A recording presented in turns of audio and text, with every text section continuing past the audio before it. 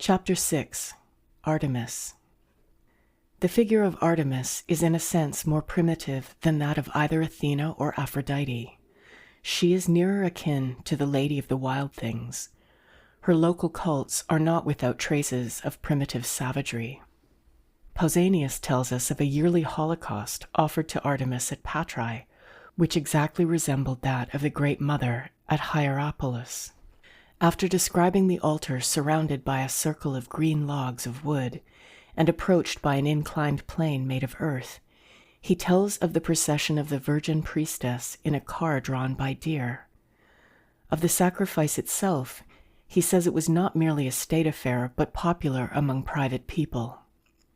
Quote, "For they bring and cast upon the altar living things of all sorts, both edible birds and all manner of victims, also wild boars and deer and fawns, and some even bring the cubs of wolves and bears, and other full-grown beasts.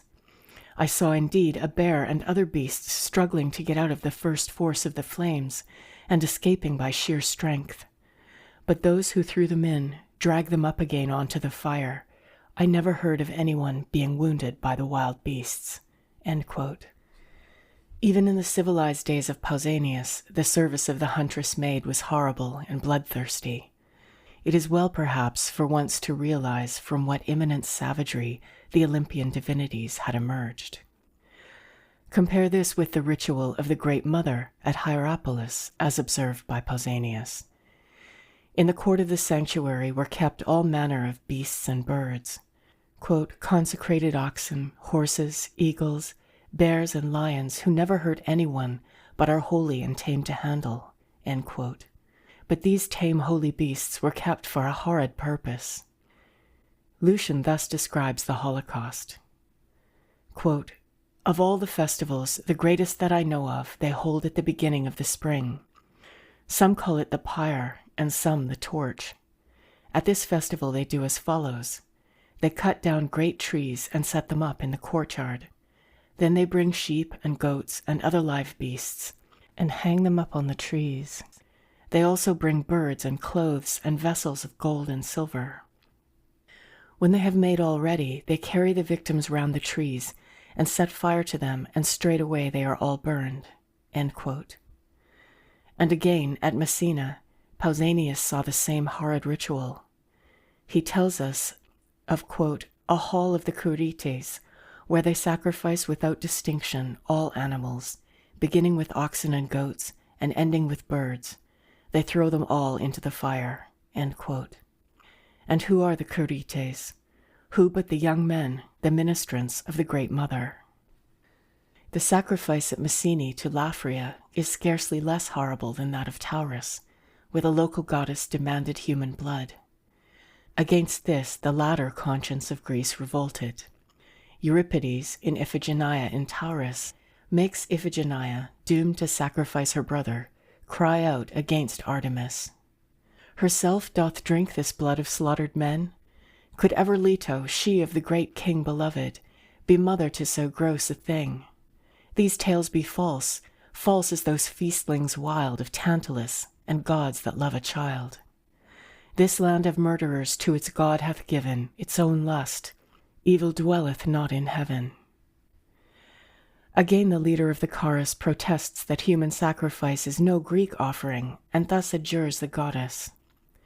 "O Holy One, if it afford thee joy, what these men bring to thee, take thou their sacrifice, which we by law of Hellas hold abhorred." Artemis herself, the story went, had substituted in her sacrifice a fawn for the maiden Iphigenia. Iphigenia cries, "Tell him that Artemis my soul did save, I wot not how, and to the altar gave a fawn instead, the which my father slew, not seeing, deeming that the sword he drew struck me. But she had borne me far away, and left me in this land." These substitution stories, the fawn for Iphigenia, the ram for Isaac, all mark the transition from human to animal sacrifice. The next rite, though very primitive, shows Artemis in gentler guise. On the Acropolis at Athens was a precinct of Artemis Brauronia, and in it an image made by Praxiteles. Within this precinct went on the Arctea, or bear service.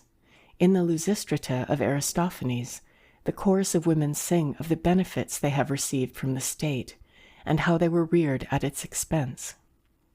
As soon as I was 7 years old, I became an erephoros. Then when I was 10, I was grinder to our sovereign lady. Then, wearing the saffron robe, I was a bear in the Braurorian festival.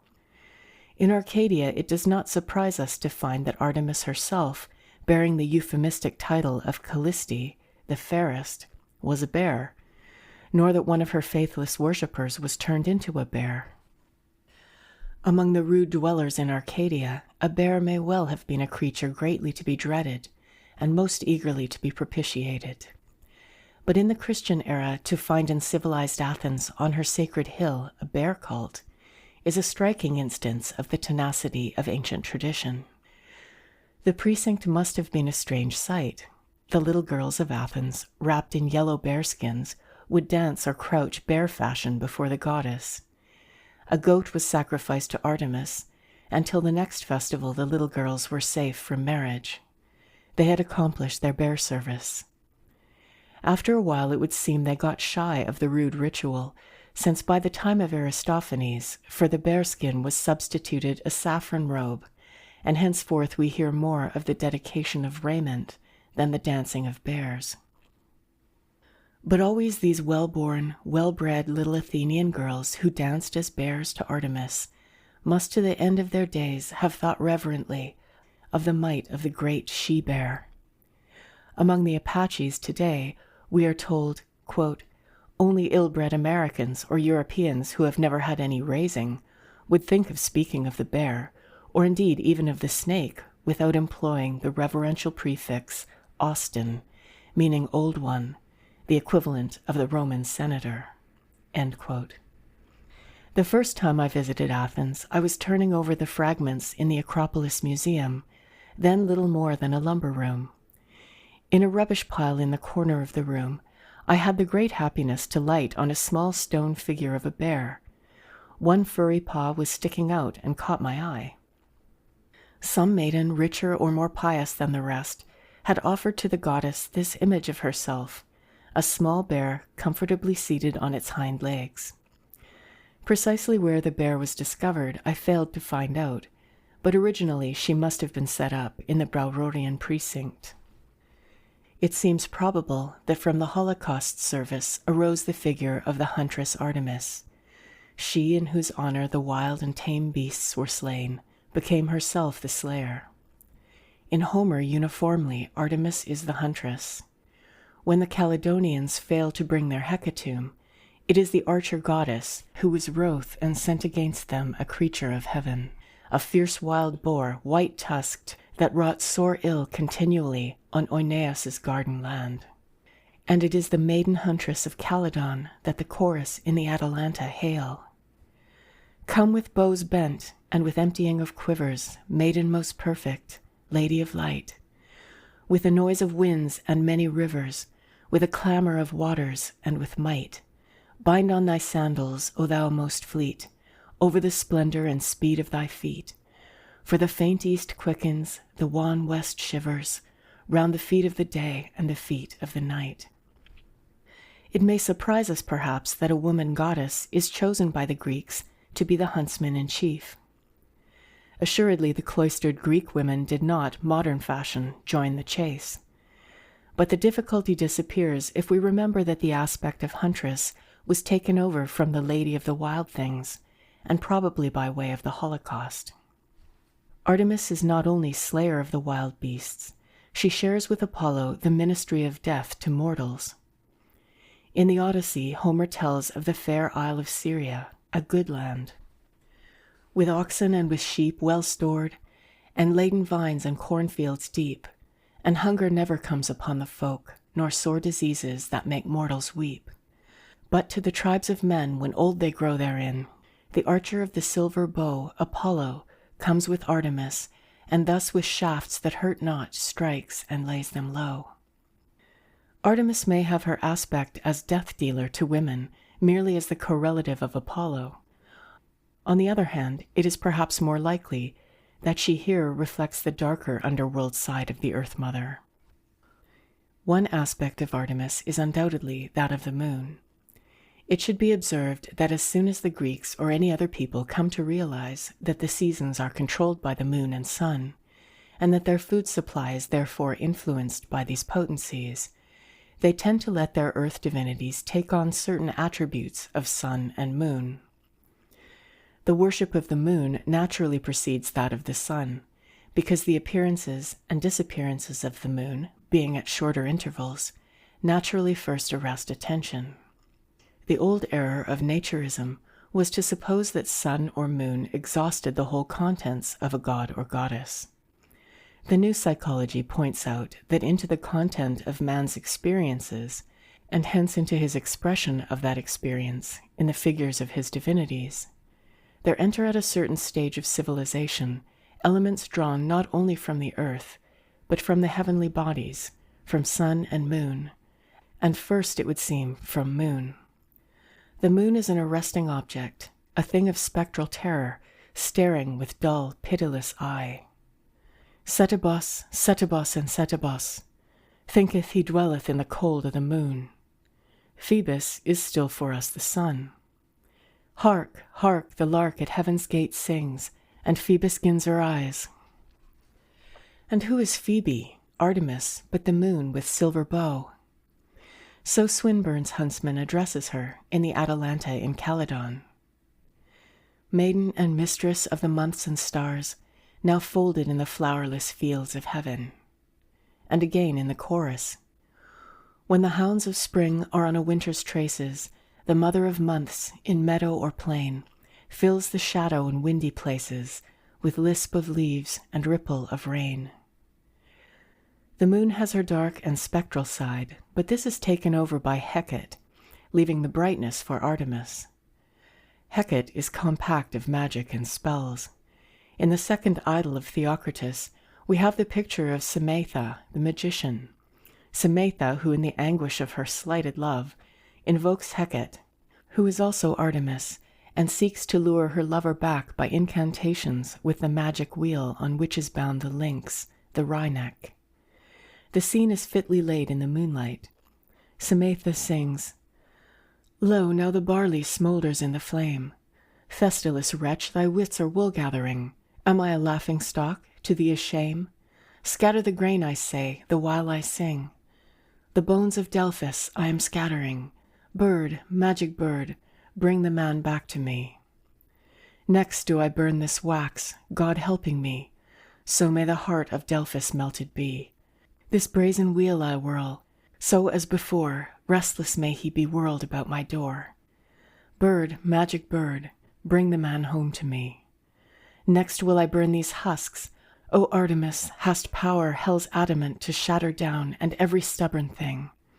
Hark, Thestylus, Hecate's hounds are baying up the town. The goddess at the crossways, clash the gong. Lo, now the sea is still, the winds are still, the ache within my heart is never still." In the Hippolytus of Euripides, Artemis is all huntress maiden, and as such she is sworn foe to Aphrodite. It is Aphrodite who speaks the prologue, and the whole speech is charged with the never-dying hatred of the voluptuary for the ascetic. Great among men, and not unnamed am I, the Cyprian, in God's inmost halls on high, and wheresoe'er from Pontus to the far red west men dwell, and see the glad day-star, and worship me, the pious heart I bless, and wreck the life that lives in stubbornness. And then she tells how Hippolytus, reared in straight ways, scorns her, and hath dared, alone of all Troyzen, to hold me least of spirits and most mean, and spurns my spell and seeks no woman's kiss. But great Apollo's sister Artemis he holds of all most high, gives love and praise, and through the wild dark woods forever strays, he and the maid together with swift hounds to slay all angry beasts from out those bounds. And as the goddess leaves the stage, enter Hippolytus with his huntsman, and Hippolytus sings, "Follow, O follow me, singing on your ways, her in whose hand are we, her whose own flock we be, the Zeus child, the heavenly, to Artemis be praise." And the huntsmen make answer, Hail to thee, maiden blessed, proudest and holiest, God's daughter, great in bliss, Leto-born Artemis. Hail to thee, maiden, far fairest of all that are, yea, and most high thine home, child of the Father's hall. Here, O most virginal, here, O most fair of all, in high God's golden dome. Artemis in the Hippolytus is austere to the point of inhumanity, but her maidenhood can take on a gentler and more homely aspect. An epigram from the anthology shows clearly and simply how in the worship the maidenhood of the worshipper was mirrored. Maid of the mere, Timarete here brings, before she weds, her symbols, her dear ball to thee, a maid, her maiden offerings, her snood, her maiden dolls, their clothes and all. Hold, Leto's child, above Timarete thine hand, and keep her virginal like thee. Note the before she weds. It was no perpetual virginity that she vowed. There is a passage in the Hippolytus which points to an aspect of Artemis quite other than that of the virgin huntress, and it is of the first importance for the full understanding of her nature. When the huntsmen have ended their chant, Hippolytus himself advances to the shrine of Artemis, with a wreath in his hand. Arrian, in his treatise on hunting, tells us that hunters must pay homage to Artemis Agroterra, she of the wild, must pour libation, crown her, sing hymns, and offer first fruits of the game taken, and must also crown their dogs, and that dogs and masters must feast together. Hippolytus does not stay to crown his dogs, but straightway invokes the goddess thus: Mine own, my one desire, virgin most fair of all the virgin choir. Hail, O most pure, most perfect, loveliest one. Lo, in my hand I bear, woven for the circling of thy long gold hair, culled leaves and flowers from places which the sun in spring long shines upon, where never shepherd hath driven flock to graze, nor any grass is mown, but there sound through all the sunny sweet warm days, mid the green holy place, the wild bees wing alone. And maiden reverence tends the fair things there, and watereth all of them with sprinkled showers. Whoso is chaste of spirit utterly may gather there the leaves and fruits and flowers, the unchaste never. But thou, O goddess, and dearest love of mine, take and about thine hair this anadem entwine, take and for my sake wear. Great stress is laid, of course, on the purity and sanctity of the garland, and the place whence it was culled. It is clear, I think, that the place was a garden enclosed, and the gardens of the ancients were not so much gardens for flowers and fruits as enclosures for the growing of medicinal herbs. Medea had such a garden, full of laurel and asphodel and mandragora and all heal and the like. Sophocles wrote a play which is lost to us, called The Root Cutters, and in it he described Medea cutting her evil herbs by moonlight. Such herbs were good for medicine or for magic. The two in those days were not far asunder. Dr. Rendell Harris, in his fascinating Ascent of Olympus, has drawn attention to the importance of these herbal gardens in ancient religion, and he tells us the very herb to which Artemis owes her name, the Artemisia, a wormwood sometimes called mugwort. Garlands were made on St. John's Eve of this and other magic herbs, and they possess the power of dispelling daimons. On a manuscript of the 11th century, Artemis is figured presenting the mugwort to Chiron, the centaur. The herb Artemisia grew abundantly on Mount Taygetus, the favorite haunt of Artemis. 2 strands, it would seem, have gone to the making of the goddess, the Earth Mother from the south, and the maid magician, the healer of the north. End of chapter 6. End of section 5.